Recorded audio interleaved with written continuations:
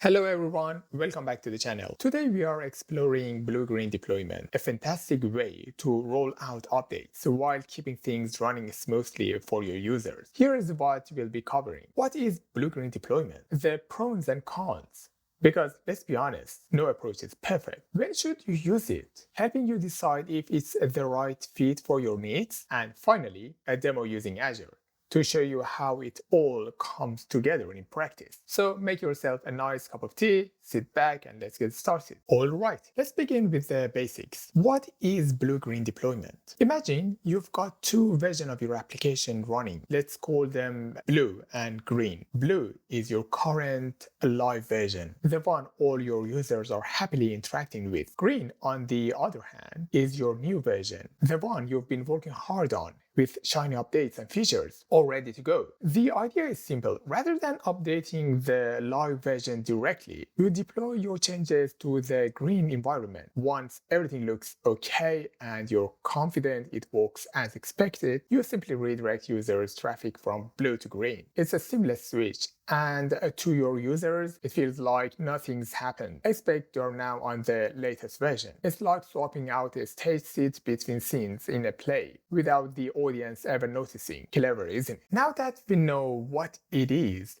let's take a look at the pros and cons of blue-green deployment. Starting with the pros, zero downtime. One of the biggest benefits is that there is no downtime during deployment. Your users won't see an under maintenance message. They'll just continue using the system as normal. It is great, isn't it? Easy rollbacks. If something goes wrong with the green version, like an unexpected bug, you can quickly switch traffic back to blue. It's a safety net that reduces risk. Testing in a production-like environment. You can test the new version in real-world settings before sending users to it. This gives you confidence that everything is working properly. Improved user experience. Smooth transition, fewer disruption, and reliable updates mean happier users. But like anything, there are a few cons to consider. Infrastructure costs. You'll need two environments running simultaneously, which can double your hosting costs. This might not be feasible for small projects. Complexity. Managing two environments requires careful planning and a robust deployment process. It's a bit more effort than traditional deployments. Data synchronization. If your application relies on databases or real-time data, ensuring consistency between the two environments can be tricky. Testing overloads. Testing overhead. You'll need to ensure that blue and green are identical except for the new changes. Any differences could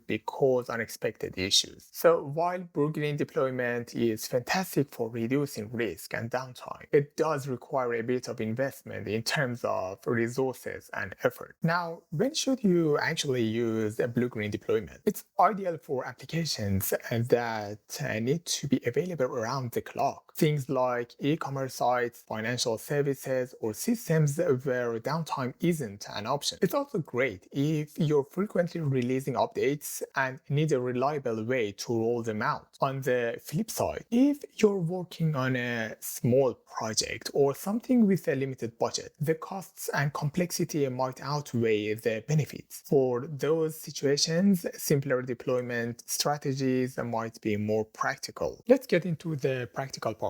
In this example, I have a simple ASP.NET project. For the first release, the version is set to 1. Since this is my initial project, when I run the application, you'll see a welcome message along with version 1 display. Let me outline our deployment process. We are planning to deploy our application to a web app hosted in Microsoft Azure. This web app has two slots. One is the live version, which clients can see and interact with. This live version is actually our main business website, so it's quite important. In addition to the live environment, we have staging slot that hosts new version of our application. Clients do not have access to this staging environment as the new version has not yet been published for the public. We have added many amazing features, so we need our QA team to conduct thorough testing before we go live. Once everything is confirmed to be working well, we can swap the environments, allowing clients to see our latest changes instantly. Let's discuss how to implement this groups in Azure. First, I will create a new resource group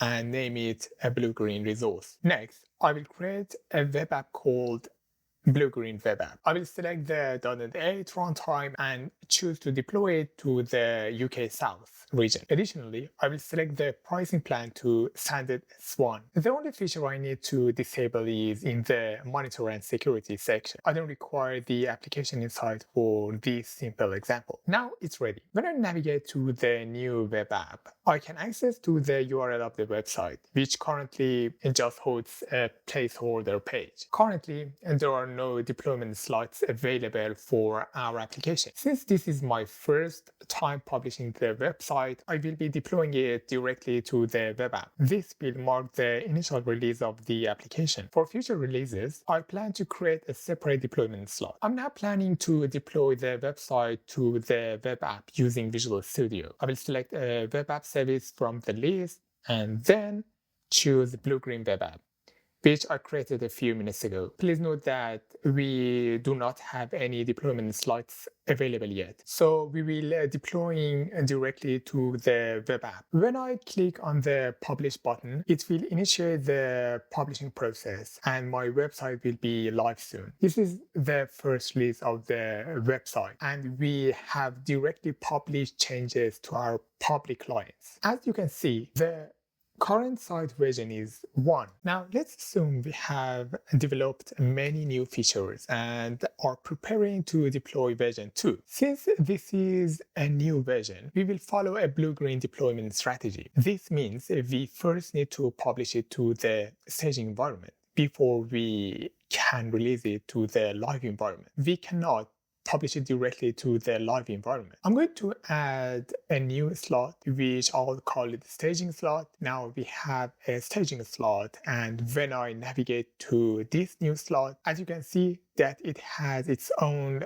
domain name and that includes staging. Of course, the name can be anything you prefer. In this scenario, we are using staging. Currently, there is just a domain website available. I'm now preparing to publish our new development, version 2, to the staging slot. To do this, I will create a new publish profile. I'll go to the app service and select the staging slots and select the staging deployment slot for our blue-green web app. And then I will complete the publishing process. Soon, my new changes will be deployed. As you can see, we are currently using version 1 on the main website, but version 2 is available in the staging environment. In the Azure portal, when I navigate to the deployment slot of the blue-green web app, there is a button labeled Swap.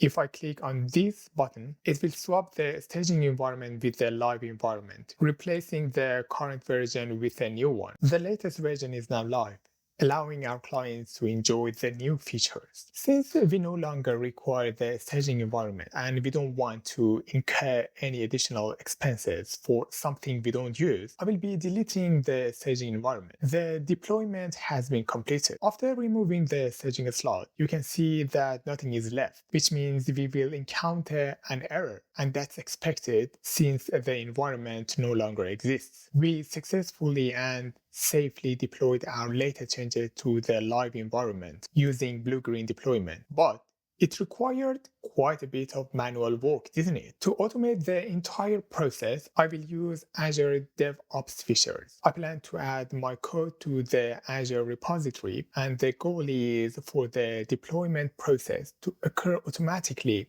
after changes are made to the master branch. To achieve this, I first need to publish all my changes to the Azure repository and host my code there.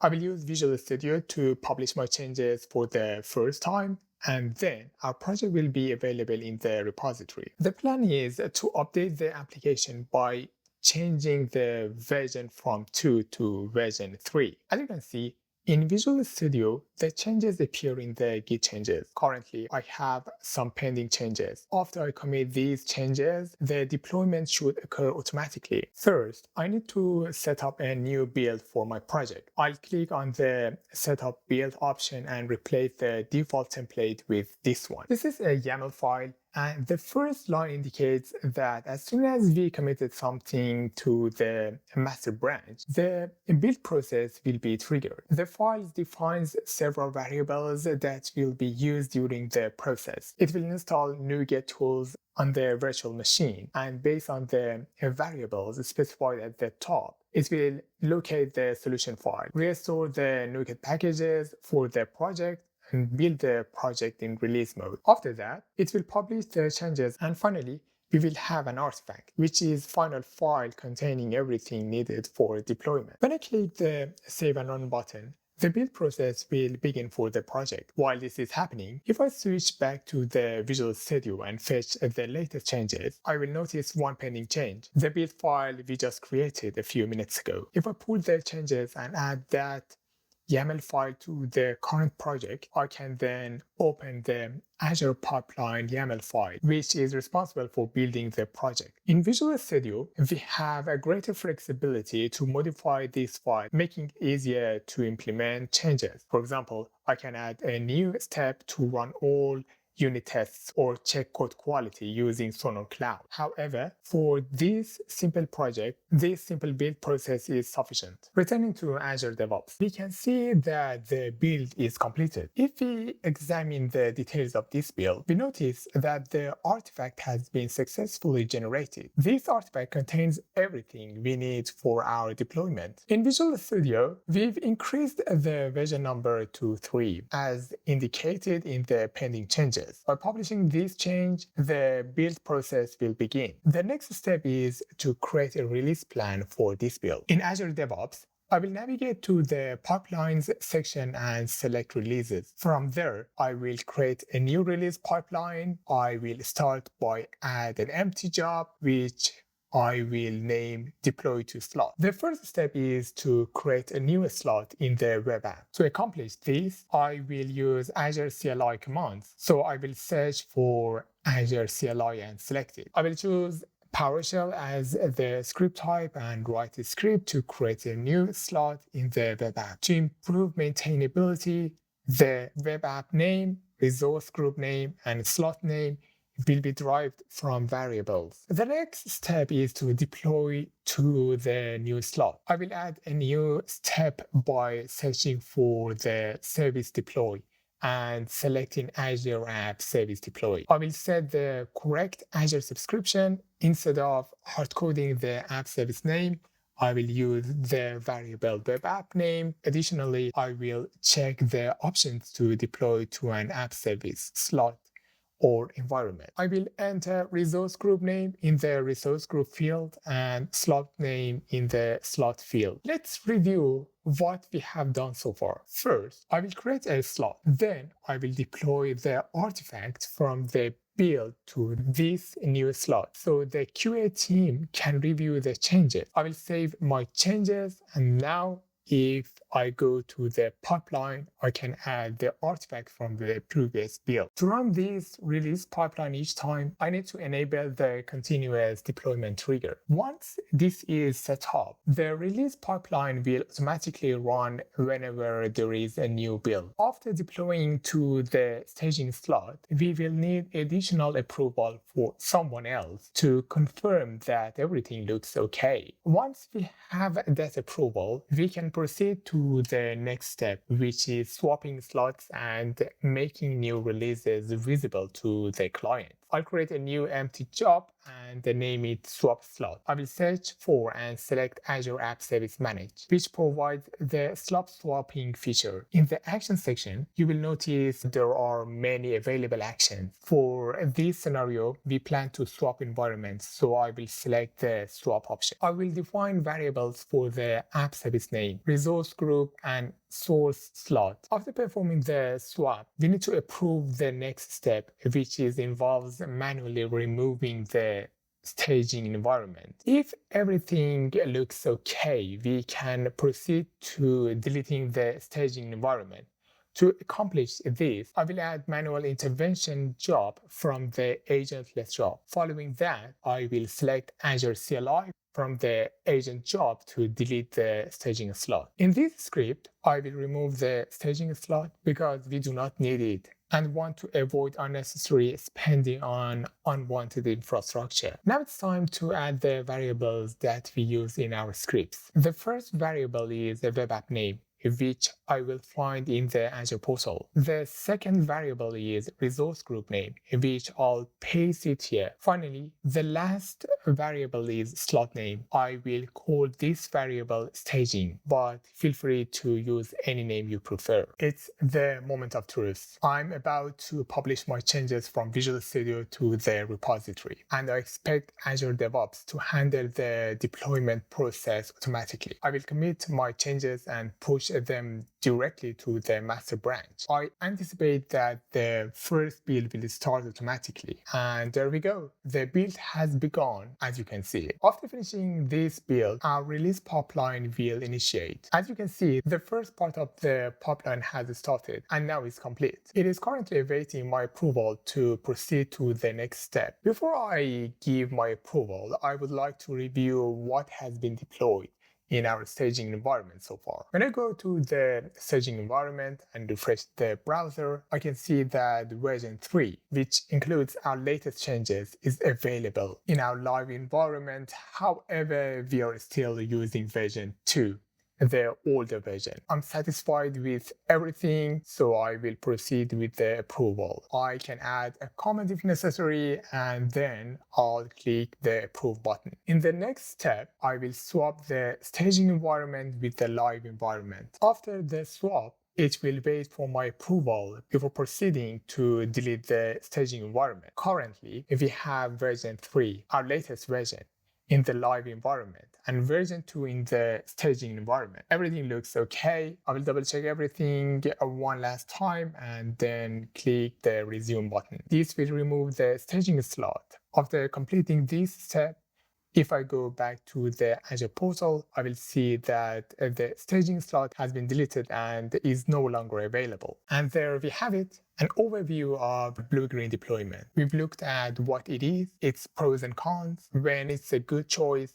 and how to set it up in Azure. If you've got any questions or your own experiences with blue-green deployment, pop them in the comment below. I'd love to hear about them. And don't forget to like this video, subscribe to the channel, and hit that notification bell so you don't miss the next one. Thanks for watching, and I'll see you in the next video.